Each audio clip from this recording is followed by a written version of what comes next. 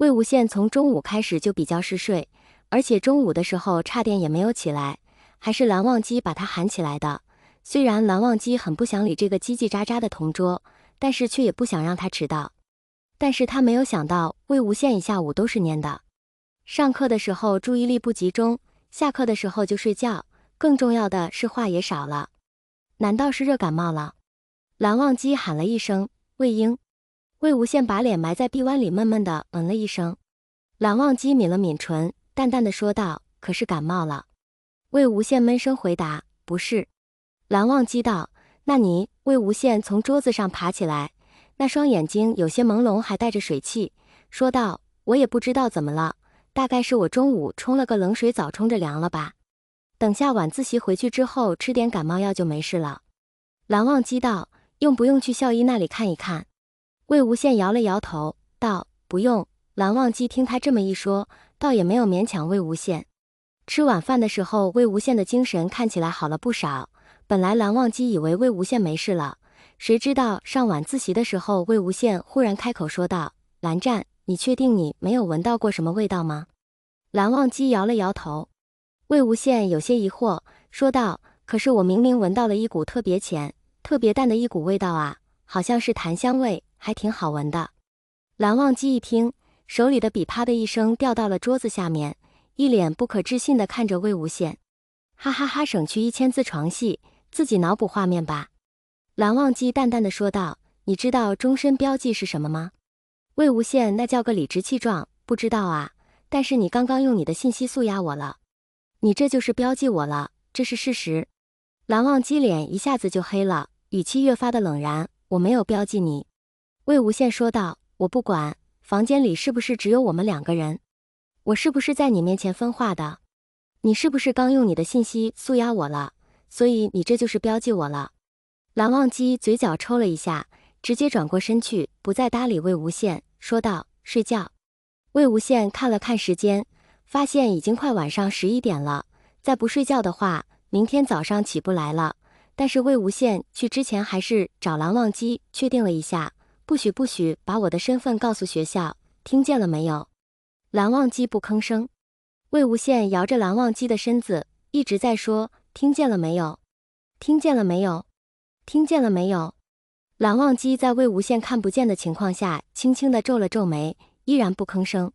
魏无羡越摇越欢，嘴里一直在说道：“听见了没？蓝湛，你听见了没有？”终于蓝忘机被魏无羡烦得没有法子，淡淡的了一声。魏无羡不依：“听见了吗？”蓝忘机有些不耐烦的语气传来，带着丝丝冷意：“你再不睡觉，明天我就上报学校。”魏无羡一听就笑了，说道：“好嘞，立马睡。”蓝忘机心想，怎么会有如此聒噪的人？第二天早上，2个人照常起来去上早读。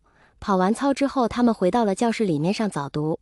一上早读，魏无羡就开始犯困了，用一个大大的书挡着自己的脸，头就下面一点一点的就插磕在那个桌子上了。也许是太困了，魏无羡直接趴在桌子上睡着了。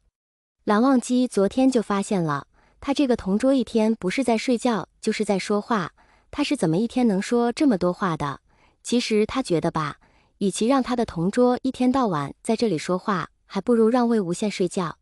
睡觉的样子看起来还比较顺眼些。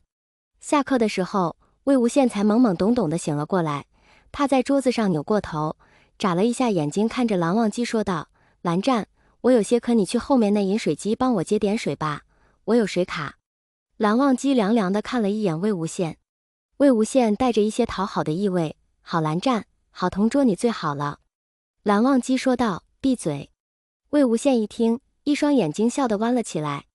蓝忘机从自己的书桌到里面拿出自己的水卡，又接过魏无羡递过来的水杯，就到了后面接了一杯热水。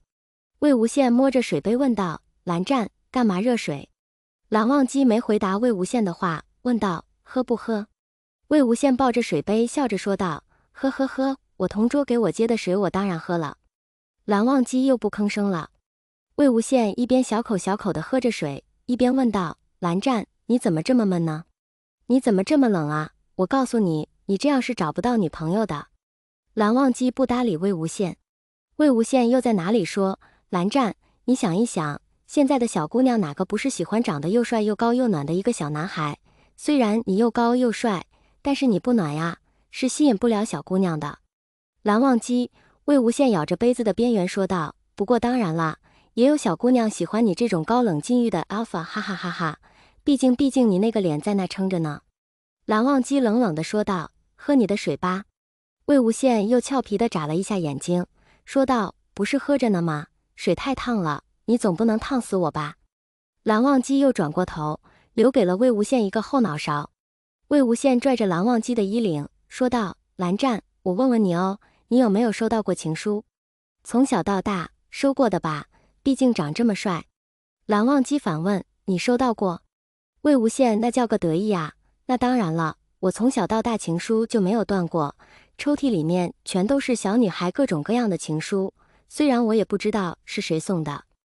而且我七夕节和不管过什么节日，我的抽屉里面的巧克力和礼物都没有断过。蓝忘机眼神有些晦暗，说道，你还挺受欢迎。